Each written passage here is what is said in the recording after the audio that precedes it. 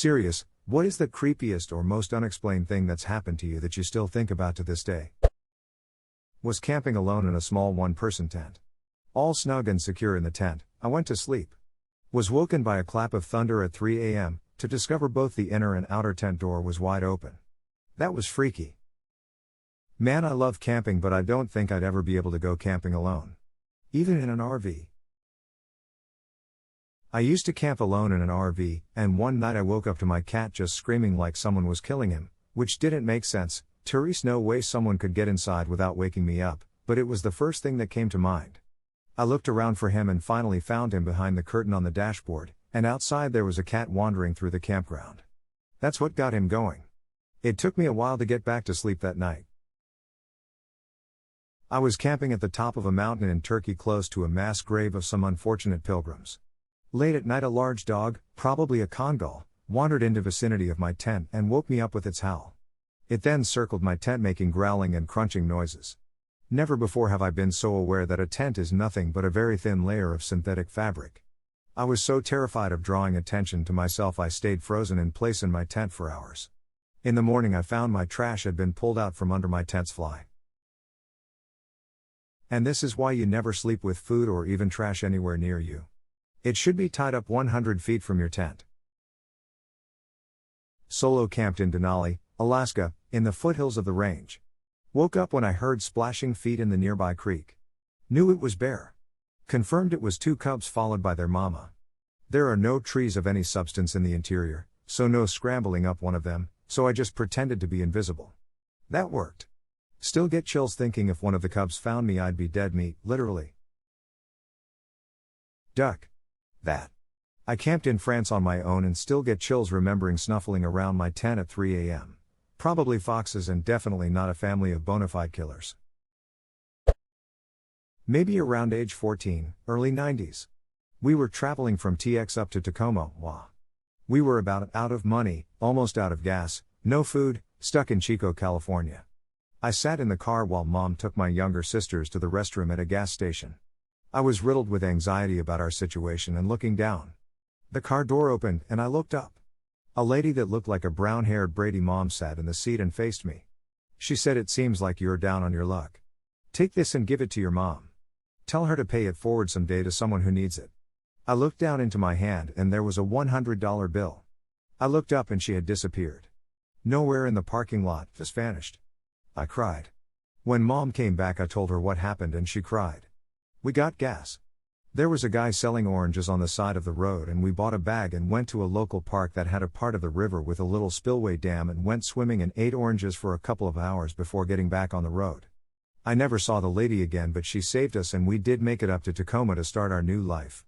Thank you, stranger lady with invisible powers, we never forgot your kindness. Did you pay it forward?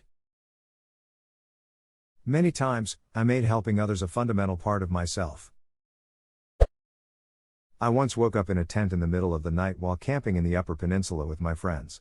I heard this dude shouting and screaming about a bear, telling it to FCK off and stuff. Naturally I woke my buddy up and told him what was up and he said he could hear it too.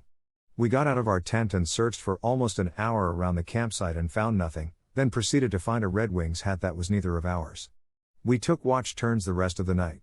And I'm pretty sure he still has the hat to this day. Note, up is a term used by people familiar with Michigan as the Upper Peninsula, the arrow-looking thing above the mitten. I once caught my neighbor staring at me outside my bedroom window while I was straightening my hair with no trousers on, and I immediately ducked under my window pane as soon as I saw him. He was legit stood in this alleyway that connects the street's back gardens, arms crossed and there for at least 15 more minutes just staring through my window. I even got a picture of it. Pretty sure I was 15. Ick. There aren't even proper words to describe how gross that guy is for that. When I was 17 I had just gotten off my shift at Wendy's and was sitting in the parlor for my ride and a middle-aged man approached me about a job offer. He asked me questions about my job and Wendy's, then he told me about the job he was offering. He said there were other girls and they all lived in like a dorm and the job came with benefits. It was in an office setting and other things I don't remember, but the entire time every danger bell in my body was going off full blast. It felt like my body became a vibrator. I don't remember if after the multiple rejections from me he left or if my ride had come and I zoomed out of there.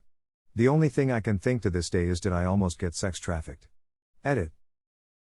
In 1987 I was taking the Greyhound by myself from Toronto to Calgary. I had breakfast in the bus station restaurant and a young man joined me and we had a nice chat. He asked me to come to Sault Ste. Marie with him instead of going to Alberta. I told him no. He kept asking and got more and more insistent. My bus departure was called, and I got up to go get on my bus. He followed me and tried to force me onto the bus to SSM. I got away from him and got on my correct bus. I had never heard of sex trafficking then, but now I'm pretty sure I was a target. Glad I didn't get pushed into that bus. That happened just after another sketchy experience with an older man, so I kinda had my hackles up. They were very well-timed hackles. Glad you're safe. Similar experience in Nashville in 2010 while traveling.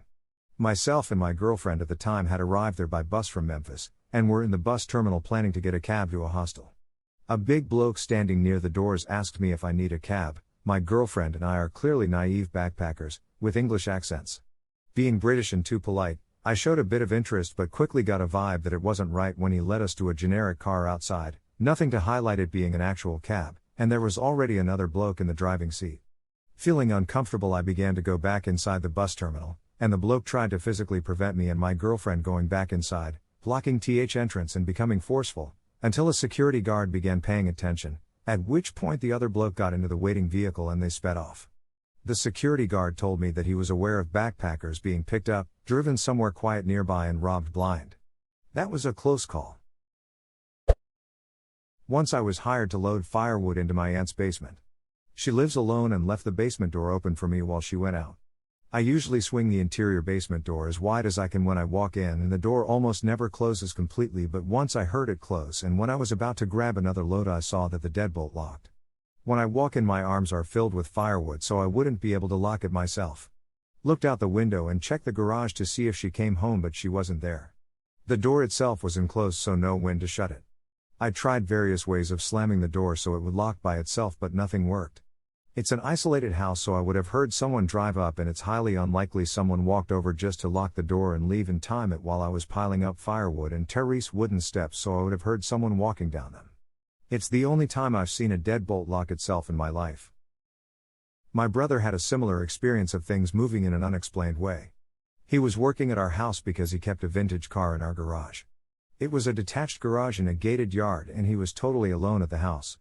Hess working away, and all of a sudden his toolbox moved across the floor. He was totally freaked out and packed up and left ASAP. That house was odd, it was Edwardian and quite big. We had a couple of other odd happenings. A friend was very scared of an attic bedroom in that house. It did have a weird feel about it and nobody ever wanted to sleep in there. My father-in-law also saw a figure walk behind him in a mirror, and I saw a figure in our bedroom. It was a child standing by my bed. We have only lived in modern houses since and am back to being skeptical about hauntings and hoping all of those events can be explained. I had a recurring nightmare of a pitch-black parasite sucking the life out of me. Sometimes it waited for me in dark corners to go to bed. My cats always slept on my bed during that time. For me it was a very stressful time. I got an itch at the place of my chest where I dreamed the parasite was sucking my life out of me. I got sick and felt a pea-sized lump. I went to my doc and they ordered a biopsy of that lump. As it turned out, I had male breast cancer at the age of 28. After I got well again, the dream never came back and my cats slept in their places again and not on my bed. The dream was creepy enough. What it made for me were my cats protecting me. Cats are remarkably in tune with human health. Many stories of cats in nursing homes spending time with someone right before they die. My own cat will never leave my side when I'm really sick. It's quite interesting.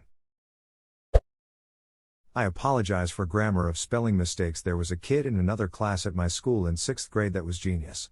I don't mean like, oh he's really smart cause doesn't need to do the homework and still gets a 100s. Like he's was doing advanced calculus with a local college professor after school. This kid was smarter than everyone. So one day our computer system for the entire school goes down. I was in a poorer area at the time, so this was normal.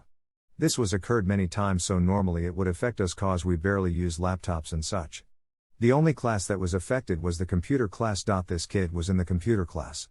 3 or so hours later when I'm class with him during social studies. 3 guys with FBI jackets on and our local chief escorted him out of the building. We were told nothing, the parents were told nothing. It never hit the news. To this day we have no clue what he did. Except every single teacher I've asked about this says they were also told nothing. I haven't seen the kid since and I can't find a trace of him going to any other school or ending up in trouble. He just fell off the face of the earth with his parents. Yeah, I forgot to mention that parents also disappeared and no one really looked for them after a month or so. I still think about that kid. If someone in the 6th grade is smart enough to do something that makes the FBI arrest him so urgently that they do it while he's in school, then they probably gave him a job. Probably. I've tried to find him through different institutions but I haven't found his name yet.